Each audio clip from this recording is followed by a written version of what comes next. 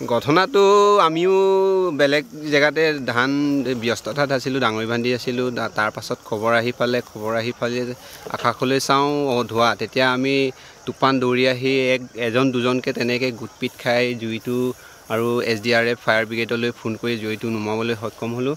কথাটো প্ৰথম বিগিনিঙত এজন মানুহে ধান কাটি আকৌ পুনৰ সৰিয়হ খেতি কৰিবৰ কাৰণে যেনিবা দুখীয়া মানুহ, আমাৰতো এতিয়া ইটোৰ পিছত ইটো খেতি কৰে, 12 মাহত 13টা খেতি বুলি যেনিবা বাওৰ পিছত সৰিয়হ সিঁচিম, তাৰ আশাত জাবৰ অলপ আছিলে, জাবৰটো পুৰোঁতে বতাহত অকণমান লাগি পেলাই জুই নিয়ন্ত্ৰণ কৰিব নোৱাৰিলে। তেনেকৈ চিঞৰ বাখৰ লগাই এজন দুজন আহি পেলাই এনেকৈ প্ৰায় 4 বিঘা বেছিয়ে হ'লগৈ। যেনিবা জুইটো জ্বলাৰ লগে লগে হাৱা বতাহও মাৰি দিলে, তাৰ পাছত নুমাব নোৱাৰিলে। SDRF আহি পেলাই অকণমান থাকিলে, তথাপি ইহঁতৰ আহি পেলাই জুই নুমাবলৈ সক্ষম হ'লোঁ। নহ'লে আৰু এইবিলাক বহুত চাৰিওমেৰে মোৰ নিজৰে এডাগ আছে কিনাৰতে, তেনেকৈ বহুতৰে গুচি গ'লেহেঁতেন।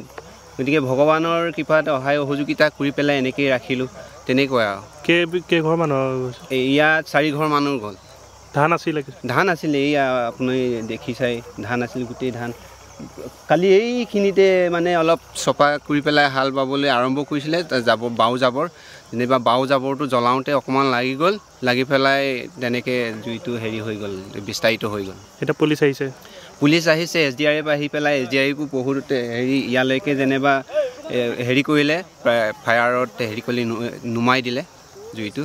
নুমাই পেলাই আমিও তেনেকৈ জনসাধাৰণ আহি পেলাই এতিয়া জুইটো নুমালোঁ। ভয়ংকৰ বিপদৰ পৰা হাত পাইছে। ভয়ংকৰ বিপদ বুলিয়ে ক'ব, কাৰণ আৰু এজন ট্ৰেক্টৰ মালিক আছিলে, সি নিজে আহি পেলাই বুবুল পায়েং, সিও বহুত ভাল ল'ৰা। সি আহি পেলাই আপুনি দেখিছে এনেকৈ গোটেই চাৰিওমেৰটো জুই জ্বলোৱা, গোটেই বাউণ্ডাৰীটো সি যেনিবা জাবৰটো টানি পেলাই হাল বাই দিলে।